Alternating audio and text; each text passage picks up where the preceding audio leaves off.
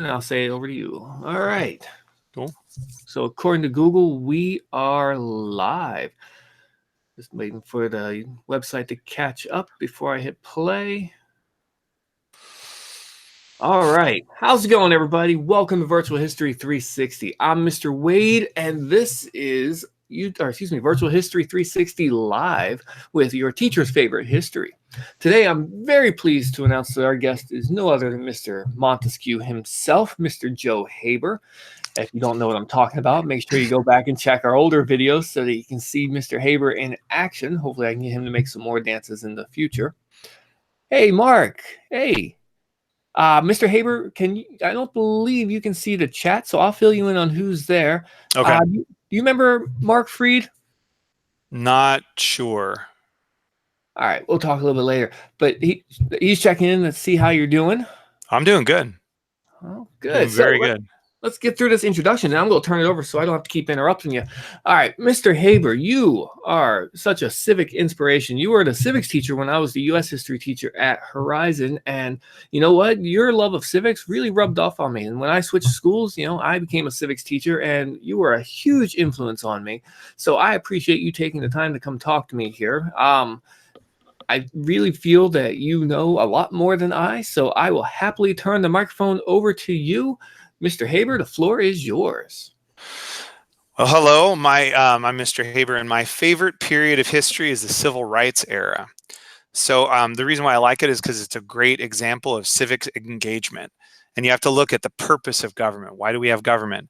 Well, it says, we, the people of the United States, in order to form a more perfect union, establish justice. That's fairness. So the purpose of our government, in part, is to have a fair laws and ensure domestic tranquility, among other things. The 14th Amendment also came later, and it said that no state shall make or enforce any law which shall limit the privileges or abridge the privileges or immunities of citizens of the United States, nor deny to any person within its jurisdiction the equal protection of the laws. So those are parts of the Constitution that come into this. So let's go back to establish justice. So is this fair? These are all things that were happening during civil rights, which caused the reason for the civil rights fight. Black people paid first-class train prices to ride the train, had to ride with the packages and what they called dirty Jim Crow cars. They paid taxes, but their roads were not paved. You could always tell when you were driving around where the black community and the white community was, because that's where the roads weren't paved and the buildings were in poor condition. Black children had to walk 5 to 6 miles to their black school, while white children took a bus to a closer school, whether it was raining or sunny, and they would throw things at them sometimes, throw rocks at the kids and everything, call them names. Black children always had old books in their school, which they got left over from the white schools. When the white children needed new books, they'd buy them and then give the leftovers to the black schools. And then black people always had to refer to white people as sir or ma'am. But a white man would refer to a black man as boy or his first name. So there was definitely a respect issue there. I was going to say, you brought up the question of, is this fair? And I don't think there's a better non-example of fairness, or not being fair, than everything you just listed. Mm-hmm. Oh, yeah. So it's unfair. So then what do you do about it? Because certainly there's unfairness in every time period, but it was really unfair then. Well, you have to change the bad laws. But how do you do that? Because you've got people in power that don't necessarily want to change anything. They like the way they are. Well, you have to lead a movement to change that. And that's what Martin Luther King did. And they did demonstrations, they did marches, they did boycotts. They gained support, not just from the black community, but also from the white community to support that. And they really focused on nonviolence. I'm going to quote Martin Luther King. I've got several quotes of Martin Luther King because he's an awesome writer and speaker. Oh, he was so eloquent. Yeah, you can't go wrong quoting him. Mm-hmm. He said, the nonviolent resistor does not seek to humiliate or defeat the opponent, but to win his friendship and understanding. That's hard because it's a lot easier just to try to defeat your enemy, but the idea of trying to convince them to change something, that's harder. It says violence leads to bitterness, but nonviolence, he said, nonviolence leads to reconciliation. And the one thing that's interesting to me, like as a teacher, is he says, we love the person who does the evil deed while hating the deed that the person does. And as a teacher, the kids are like, how can you like that kid? He's such a bad kid. And it's like, well, I don't. I like all my kids. And I don't like what that kid maybe did. I don't like the behavior, but that doesn't mean I don't like the kid. Well, no, you don't like those bad choices. Of course you don't like the bad choices. Those bad choices are horrible sometimes. But everyone makes bad choices sometimes. You know, it doesn't change the fact that you're still a person, right? Yep. And he was very learned, Martin Luther King. He talked about, he read Socrates, and he talked about the three different types of love. You have eros, philia, and agape, that the Greeks said. And eros is romantic love. Well, you're not going to romantically love your enemy. Philia is friendship love. Well, you're not necessarily even going to want to be your enemy's friend. But agape is understanding and goodwill toward all. You can understand and have goodwill toward your enemy. And so you can love your enemy using that type of love. Let's see. I've got a lot of notes that I took because I was really thinking about this interview, and I thought I wanted to bring some interesting stuff. Well, Let's I'm see. all ears. Let me hear it. What do you got? All right. I like this thing. I think I'm going to skip it because I want to jump to Martin Luther King was arrested. And he was arrested, and he went to Alabama. He did not live in Alabama, but he went to Alabama because he was asked by the Black community in Alabama to go there because there was a lot of problems. And he was condemned by several other, because he's a minister, right? So he was condemned by other ministers who said that by breaking the law, he was setting a bad example and doing a wrong thing. So he wrote a letter from inside his jail cell to explain what he did. And he said, I am in Birmingham because injustice is here. And he said later, its ugly record of police brutality is known in every section of this country. Its unjust treatment of Negroes in the courts is a notorious reality. There have been more unsolved bombings of Negro homes and churches in Birmingham than any city in this nation. On the basis of these conditions, Negro leaders sought to negotiate with the city fathers, but the political leaders consistently refused to engage in good faith negotiation. And so that makes me think of the Declaration of Independence. You might be thinking, why does it make you think of that? Think about it. In every stage of these oppressions, we have petitioned for redress in the most humble terms. Our repeated petitions have been answered only by repeated injury. So he's saying that the people in Alabama were petitioning their local government to change these things that were happening, and they ignored them. So that's why they went on to nonviolent action, because they weren't being heard. Now, the Declaration of Independence, they fought the Revolutionary War. Martin Luther King's not trying to fight a war, but he's trying to change the way the laws are. And he was successful in that, which we can talk about that too. All right, Mr. Haber, I want to jump in. We have a couple of questions in the chat I'd like to read and see what your take is on them. Okay. Okay. First question. So knowing segregation and the idea of separate but equal is unjust, what is your opinion on schools and segregation in 2019? While we aren't segregated, would you agree schools are divided by area? What's your take on that? Well, yeah, they're divided by area. I mean, I think that's kind of normal. I mean, but would you say that the area, much similar to like drawing lines of representation, could you argue they're gerrymandered to be unequal? Oh, are you talking about economic separation, good neighborhoods versus bad neighborhoods? I think quote that's unquote. the direction. Yeah. Oh, okay. Yeah, I think that. Yeah, I mean, we have school choice, which I think combats some of that in Florida, but I think that. Yeah, I think that can be a problem for sure, because you end up with schools that are very well funded because schools are paid for by property taxes. Yeah. And so because of that, that almost creates the same scenario back then. It's just not necessary. Well, See, it's sticky because sometimes it is grouped by race, because sometimes you have really rich white neighborhoods still and then poor inner city black neighborhoods. And so in a sense, in 2019, have we gone completely away from that? That's a really good question, because I think in some places and in some areas we have.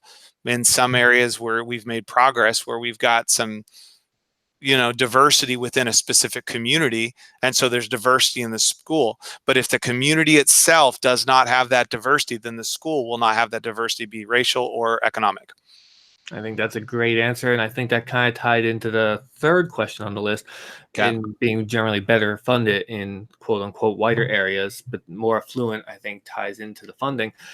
Next question: do you think the civil rights, and this is funny because this is kind of what we were talking about before we went live, you brought this up, but I guess we'll tackle it now. Do you think the civil rights movement would have played out differently if Malcolm X was as prominent as Dr. Martin Luther King Jr. as far as publicity and riots? Go. Yeah. Well, I understand how Malcolm X felt. Well, no, I can't say that because that's really presumptuous. I can see his perspective, because he made a lot of really good points in his writings, and I've got some quotes from him too. But I think that when it comes to winning people over, Martin Luther King was more successful with that. I think Malcolm X drew a lot of attention to himself, but I think Martin Luther King, the very nature of nonviolent resistance is to win over people who don't agree with you. And in order to change the laws, you have to get all kinds of different people to agree.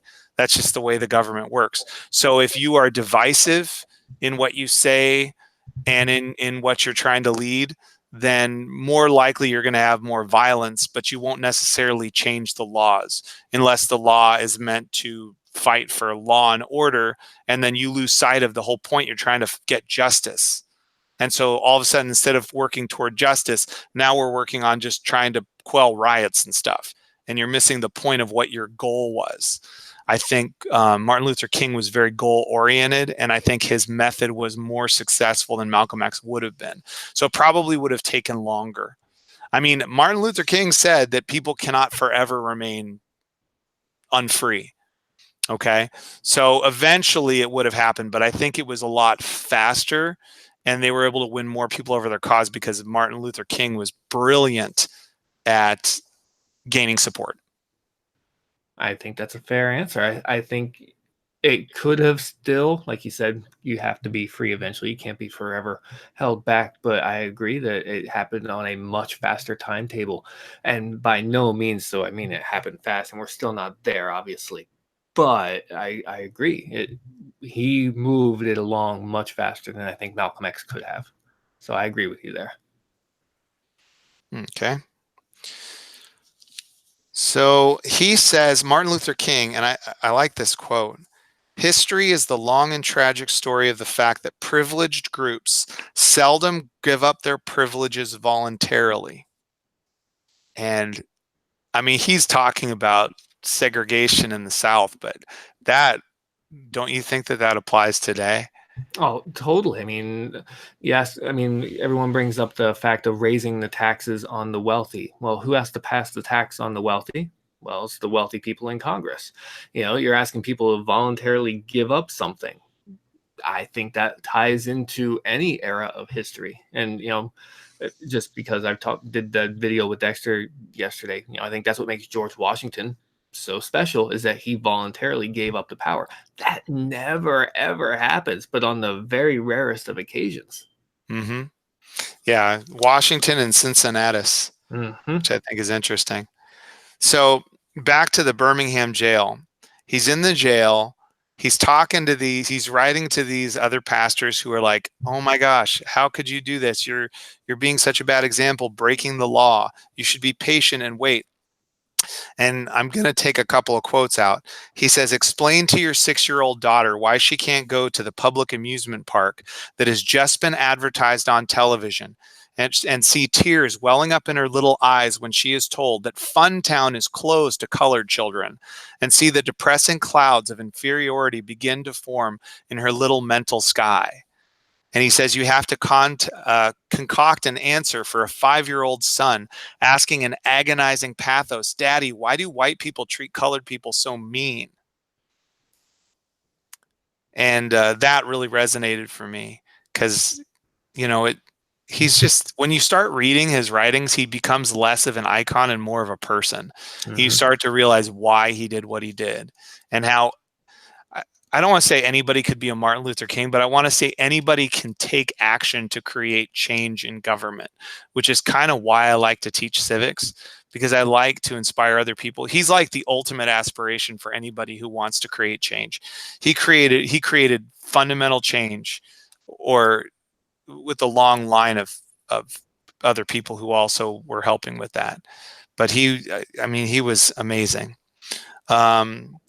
And I don't know if everybody realizes, I mean, most adults who study this stuff do, but the hotel thing was a big thing. That's why you needed the Fair Housing Act in 1968, because you couldn't, a black person who drove around would have to drive miles and miles. And sometimes, like, Martin Luther King had to sleep in his car because he couldn't go into a hotel because it was just whites, you know, and you think, oh, sorry, I was just going to say, have you ever seen the green books that they used to publish so you could find, you know, minority friendly, whether it be African American, Black, Hispanic, Latino, you know, they would publish these books of locations, restaurants, hotels, places, gas stations that were safe, not just friendly, but safe, you know, for people to stop at while they traveled.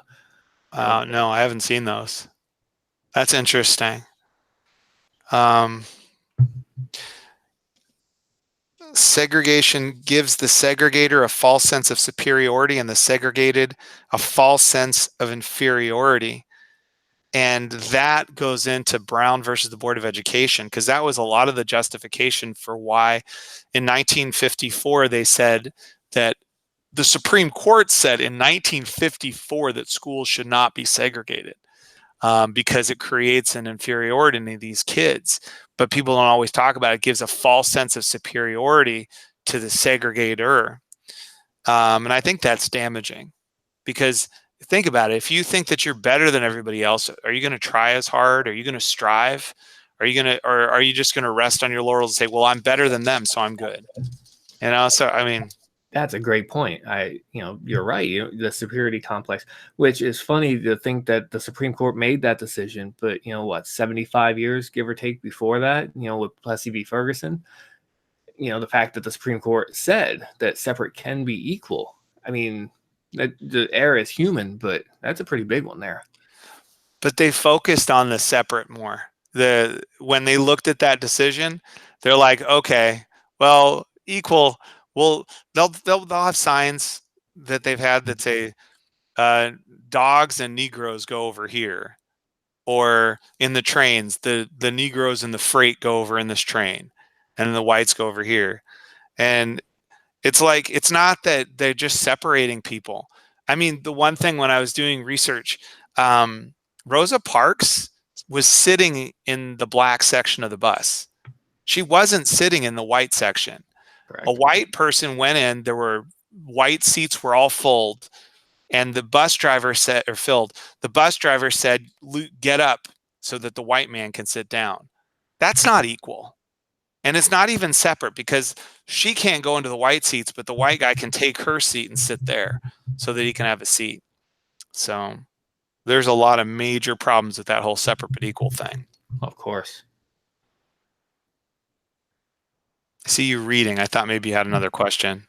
I do have one. It is, do you think MLK would be proud of America today as far as his imprint on history goes? And would he continue to fight for civil liberties? Oh, I think he would continue to fight, but I do think he'd be proud because he took a long view, I think. And I think that he could see the evolution of things. I think he'd be happy about the progress. I think he'd love the fact that we've had a black president. But I think he'd do what he does best. I think he would keep fighting to improve the condition of African Americans and everybody, really, because when you lift up one race, you're lifting up everybody, because you're saying that we are a people that lifts everybody up. So I think he'd jump right back. I think he'd roll up his sleeves and he'd jump right back in and say, okay, what are our problems? Oh, we've got shootings, we got all these things. Let's see what we can do. Let's get into the community. Let's start seeing what we can change and fix. So, I agree with you. I 100% behind you on that one. First Amendment, we got 5 rights of the First Amendment, right? And 2 of them Yep. are peaceful assembly, or well, one of them is peaceful assembly, and peaceful protest kind of goes along with that. So he was arrested and he went to the Birmingham jail, but the charge he was arrested with, he says, I was arrested Friday on a charge of parading without a permit. So he's saying that a permit for a parade is a fine law, but if you use that law to deny me my First Amendment rights, then it's unjust. And this quote is interesting and controversial because, you know, it's a touchy subject, breaking the law, right? You want to be law-abiding citizens and follow the law. But he says, and he's talking to those other ministers who are condemning him. He says, I submit that an individual who breaks a law that conscience tells him is unjust and willingly accepts the penalty by staying in jail to arouse the conscience of the community over its injustice is in reality expressing the very highest respect for law. And then he pointed out that everything Hitler did in Germany was legal and that it was illegal to aid and comfort a Jew in Hitler's Germany. And he also criticized the white moderate, who is more devoted to order than to justice. Because a lot of people who say, well, hang on, just wait your turn. Eventually, you'll have equality, but you just need to be patient. Don't do all this stuff that you're doing. He's like, well, what we're doing isn't working, and we do have the right to protest. And he says, oppressed people cannot remain oppressed forever. That was the quote I was saying before. Ooh, look what he says here. There will be neither, and this is, I think this is where I got to the I Have a Dream speech. There will be neither rest nor tranquility in America until the Negro is granted his citizenship rights. So he's promising that we're not going to stop until we're granted our rights. So he The made rights that were granted in the 14th Amendment, you know, almost 100 years before this. Mm-hmm. Yeah, he talked about what was interesting. He's such a brilliant speaker. He talked about we're coming in to cash our check, because in the Declaration of Independence it said, you know, we have these inalienable rights to life, liberty, and the pursuit of happiness. So we're coming in today. We're marching on Washington. I think there was 20,000 people there. We're marching on Washington to cash our check, and you guys are going to pay up because this is what you promised, and we're coming to get it. Life, liberty, the pursuit of happiness. And can we just take a second to talk about how awesome it is they got 20,000 people there in the days before Snapchat, Instagram, or Facebook? Mm-hmm. It's, I mean, I think there was a really, really strong church network in the South. African Americans were able to talk in church, and they couldn't talk out freely about everything anywhere, but in church they could. And that's, I mean, I don't think it's too much of a coincidence that the greatest political African American leader was a minister, because that's where people got together, and they had to, because they lived in poverty. African Americans were in poverty because the law maintained that. And so they had to do something to kind of help each other out, and church was the best medium for them to do that. That makes sense. Ooh, look at this one. The whirlwinds of revolt will continue to shake the foundations of our nation until the bright day of justice emerges. And I like that he's saying that, because he's saying that domestic tranquility, which is one of the goals of the preamble of the Constitution, requires justice. Because think about it. If you have an unjust society, eventually you're not going to have domestic tranquility, because the oppressed will not be forever oppressed. So they're always going to get up, and they're always going to stand up for themselves. And once you're fair with the nation, then you achieve domestic tranquility. But the minute this imbalance happens, you know, you got to get it. Let's see. Problems he talked about in the I Have a Dream speech. He said police brutality, no hotel lodging. ghetto life. He said that the aspiration of the African American is to go from the highest you can hope to achieve is go from one ghetto to a nicer ghetto, but you're still in the ghetto. You're still in poverty. He really didn't like those whites only signed, and he didn't like being denied the right to vote. But then you get to Malcolm X. And Malcolm X did a speech called The Ballot or the Bullet. And he talked about the Constitution too. He didn't talk about the First Amendment as much. He talked more about the Second Amendment and the right to bear arms. Because basically he says we pay taxes. And if the police are not, if the government, because he really was skeptical about the government, he said if the government doesn't do its job, then we need to do it ourselves. And we need to have a gun to protect ourselves. And he said he preached violence, especially if you compare him to Martin Luther King. But most of the violence, the violence that he talked about in this speech anyway, was about kind of self-defense. He says, but he did have a threatening tone with some of the things he said. He said, now we have the type of black man on the scene who just doesn't intend to turn the other cheek any longer. Have you ever thought about that? The idea of if somebody punches you in the face or kicks you in the gut and just not do anything. That's what people with Martin Luther King did. Just the idea of not fighting back when somebody tries to beat you up is hard to imagine doing. It's like, wow, I have goodwill towards you, even though you're sicking a police dog on me. It's not, imperfect humans, I guess, but it's hard to even put yourself in that position, first of all, but to think about not retaliating, to not fight back, to, stand there and, like you said, turn the other cheek. It's a hard thing to put yourself in that position, not having actually lived through that. Yeah. And so Malcolm X says, forget that. We're going to fight back. He says, the same government you go abroad to fight and die for is the government that is in the conspiracy to deprive you of your voting rights, deprive you of your economic opportunities, deprive you of decent housing, deprive you of decent education. And he says that the government has failed the Negro, is what he said. And he says, when you demonstrate against segregation, the law is on your side. The Supreme Court is on your side. And he's talking about the Brown versus the Board of Education. So if you fight against segregation and you protest, the law is on your side. They're not listening to the Supreme Court. So who opposes you in carrying out the law? The police department with police dogs and clubs. So you're just protesting for something the Supreme Court has already said you're allowed for, and then the police send their dogs and they beat you up with clubs. And this, let's see, this is what he says, which is very not Martin Luther King. Anytime you demonstrate against segregation and a man has the audacity to put a police dog on you, kill that dog. Then you'll put a stop to it. Like, whoa. That is completely out of left field, from everything else you read about Martin Luther King Jr. Oh, yeah. And so maybe the fact that there was a Malcolm X allowed people to embrace Martin Luther King Jr. That's an interesting take.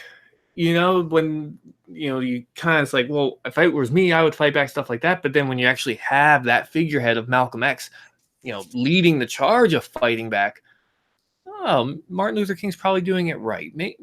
Maybe it's a yin and yang sort of situation. You need that balance to get through. And people hated him even more that didn't like him because he was Muslim too. And there was a lot less tolerance for diversity back then than now. So think about, even today we have controversy about religion. And back then it was even worse with that. So I feel like Martin Luther King Jr. was a Christian, and he's preaching nonviolence.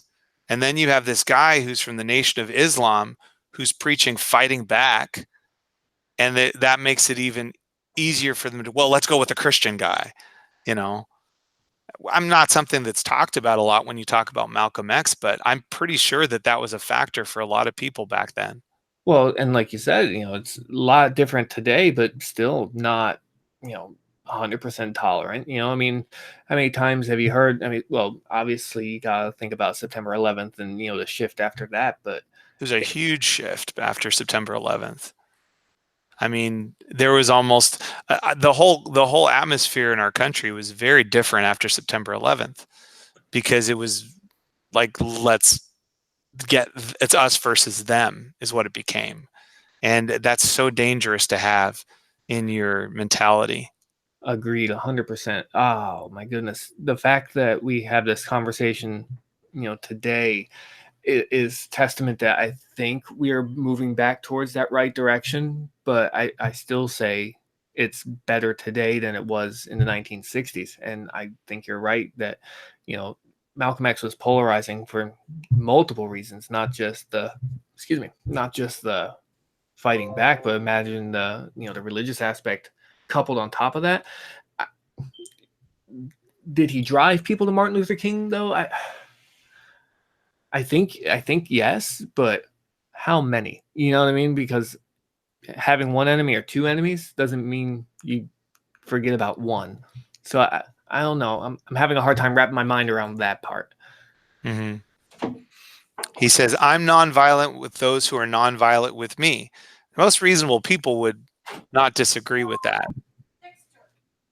Dexter, please leave. We're on a live video. I appreciate you coming in to play, but not right now. Are you making one? Dexter. I'm being interrupted by my son. I apologize.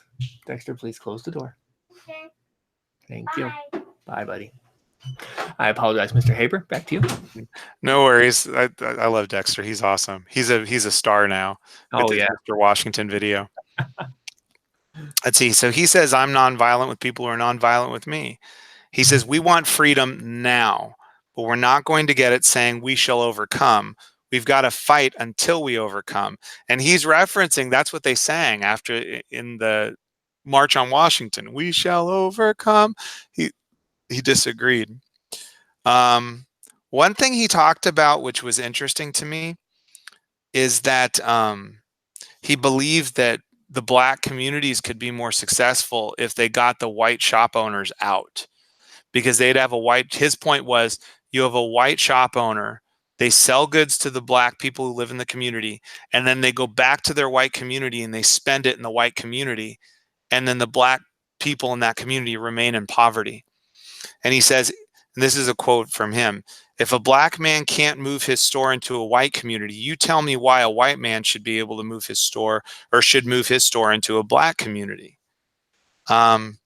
His big thing, he says Uncle Sam has no conscience. That's one thing he said. Well, you can go back through, the Gilded Age and learn that. But, doesn't that bring up the whole us versus them mentality again? Well, that's what he was doing, except he was saying black versus white. So rather than trying, and the thing that's interesting about Martin Luther King, he wasn't compromising his integrity, because there were a lot of African Americans who said, look, this is the way things are. We've petitioned the government. We've done all we can do. So now we just need to accept it. And there were a lot of people who did that.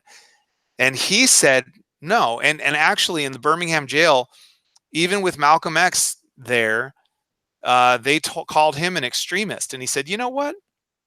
I appreciate you calling me an extremist. I would like to be an extremist when it comes to love and all the things that I'm doing. So that's fine. I welcome the title. But he wanted to create tension. He believed that tension was a positive thing, because tension is what leads to change. And so if he creates a tense situation by going into Alabama and maybe sitting at a lunch counter that he's not supposed to sit at, or doing a demonstration that he's about stuff that they don't want to change, and that makes people stressed out, well, maybe that's what needs to happen.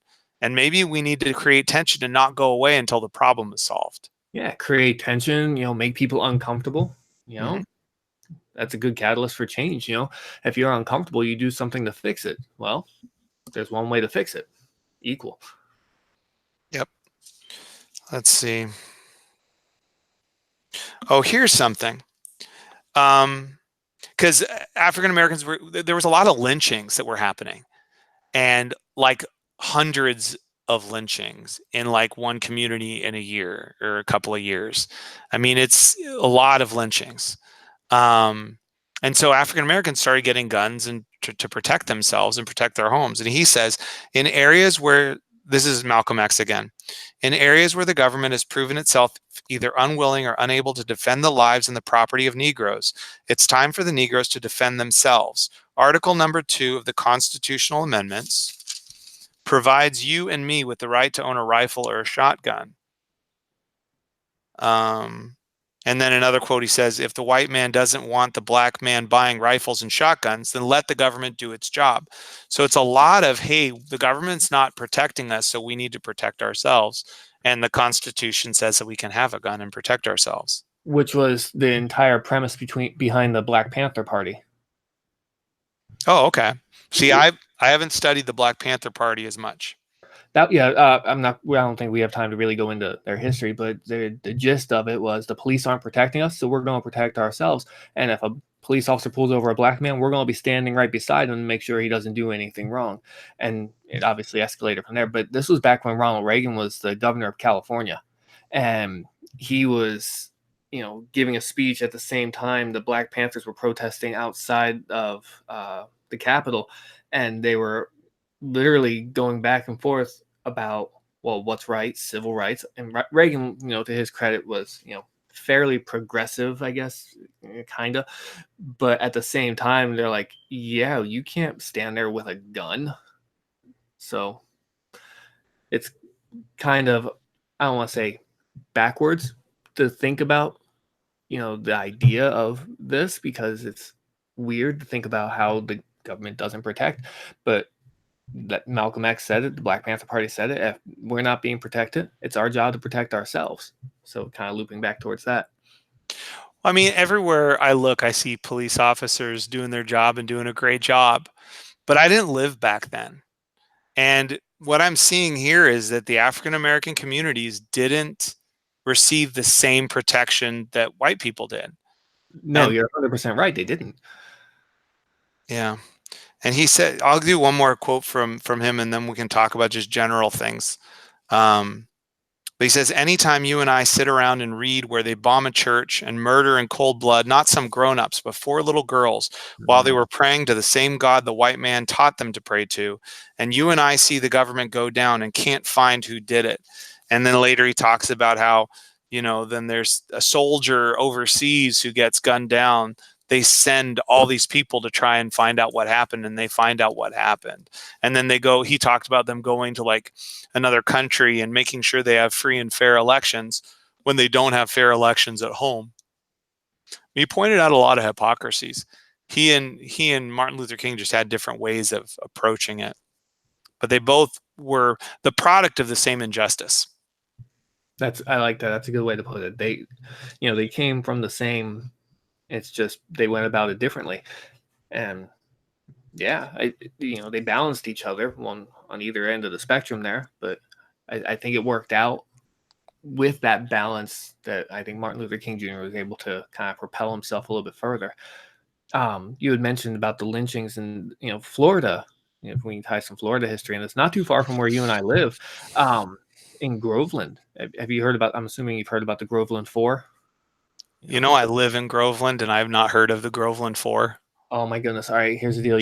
I know you got a lot going on this summer. What we talked about. You need to get the book. I'll let you borrow my copy, "The Devil in the Grove" by Dan Gilbert. Don't quote me on the author, but the book is called "Devil in the Grove," and it's about these 4 men who were arrested and accused of rape in Groveland back in 1947, I believe. And one was murdered. He was trying to run, and he made it all the way up into the Panhandle and was, caught by a posse of deputized citizens, and he was shot more than 100 times. I think that kind of tells the story. He wasn't really fighting back at that point. One was, well, 3 of them were then convicted, but one was young, so they only sentenced him to life instead of the death penalty. The 2 that got the death penalty appealed all the way to the Supreme Court and were granted a retrial. Well, on the way, Sheriff McCall, transporting these two prisoners, pulled over, said that he had a flat tire and accused the men of running, but shot them in cold blood. He didn't kill both of them, though. One of them survived and told a story.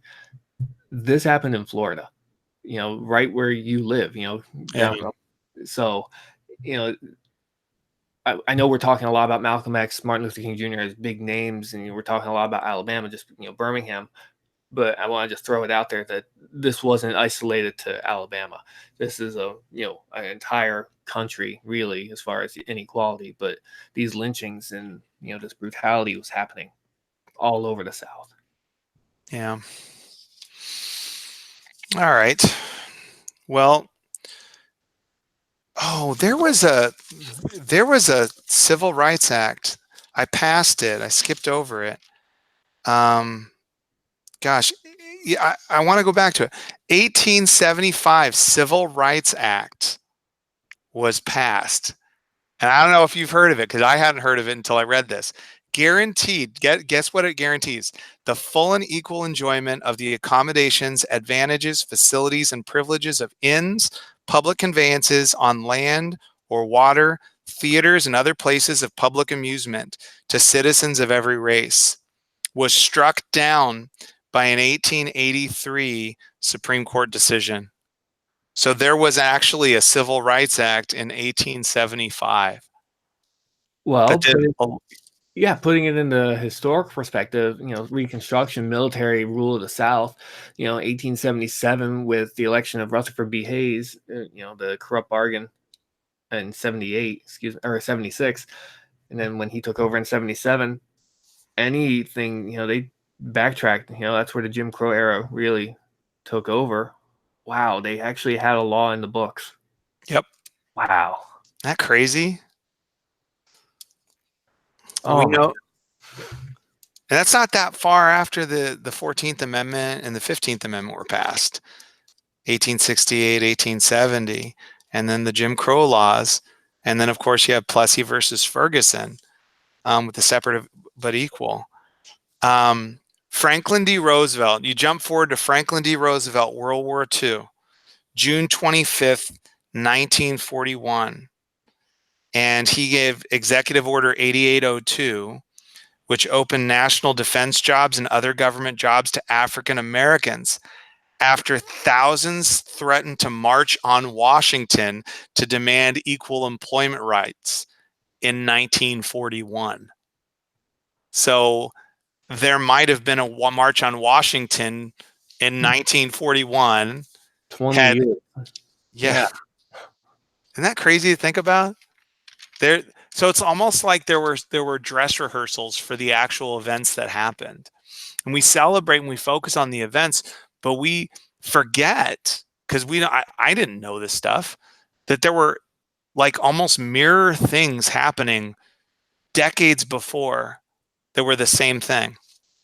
Well, not necessarily the same, but kind of along the same lines. I'm doing research for a video I want to make on, because I told you, I mentioned before we went live that I'm going to visit the Hermitage Hotel, and talk about the suffragists and the anti-suffragists and women's rights, along the same parallel, going back to Seneca Falls in 1848, where the abolitionists were fighting the free slaves and women wanted the right to vote, but they couldn't do both. So they kind of, worked more towards slavery, I guess. But the fact that it took from 1848 to 1920 to get the 19th Amendment ratified, that it wasn't just, Susan B. Anthony in 1906 saying, hey, let's do this. It was a series of fights and events that took place over the span of 70 years before it finally happened. And I think that mirrors exactly what you're talking about, how they were marching and they were protesting years before Martin Luther King became prominent.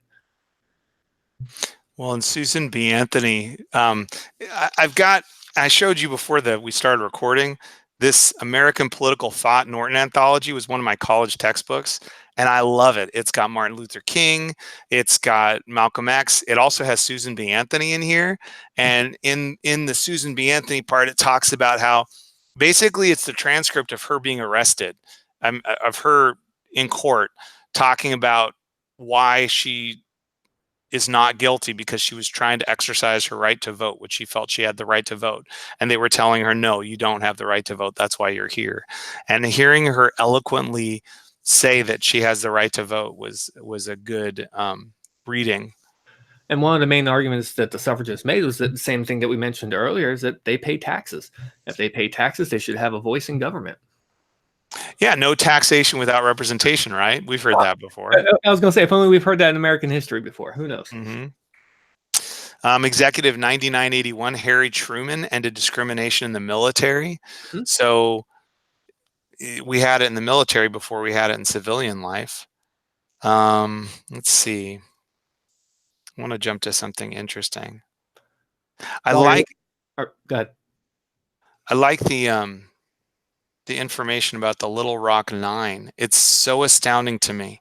1954, we have Brown. In 1957, you have 9 kids trying to get into school, just to go to school. The National Guard of Arkansas stops them. And then they try later, and there's so much violence they have to leave. And then it takes the president sending federal troops to take them to their classes for them to be able to go to their school. That's how much of a big deal it was to change all of this norm. It had to make them uncomfortable. Great tension. Yep. All right, Mr. Haber, we've been talking. This has probably been the longest episode, but let me tell you, I've like a class period. Yeah, it's kind of, this is what when Miss Jean was on. This is what happens when you get history teachers together. We just sit and talk. So I personally enjoyed this because I don't get to talk history with that many people like this. So we got to do this again sometime. All right, that was fun. All right, so I'm gonna say let's sign off for tonight, just because it is 7:46. Oh my goodness, didn't realize it was that late. But yeah, if you watch this, if you're watching this on replay, if you follow along and you have any questions that we can add to or maybe talk about in the next episode, leave them in the comments below. If you have anything to share, leave them below. Make sure you subscribe, hit that like button, so I know you liked it. And other than that, I'm going to turn it over to Mr. Haber, but I'm going to say good night. I'll see you guys next time, Mr. Haber. I just want to say it was a lot of fun. I love talking civics of any kind. Oh, Mr. Haber, I totally forgot. And Kirby, who I think might be a student of yours, reminded me. I mentioned this earlier, and there's nobody watching now. I think everyone's signing off. We're down to just 2 people on. But how do we bring you on without doing Mr. Montesquieu? Oh, all right. And that's true. Okay. Mr. Montesquieu, gonna separate the powers like you do. Like you do. Mr. Montesquieu, gonna separate the powers like you do. Like you do. With checks and balance. Whoa, checks and balance. Oh, yeah. That was awesome. My night is complete. Yay. Oh, as soon as we go off live, I got a couple more stories I'll share just with you. Doesn't really go along with the video though, so don't hang on me. But all right, so for Virtual History 360, I'm Mr. Wade. I'm Mr. Haber. Have a great night.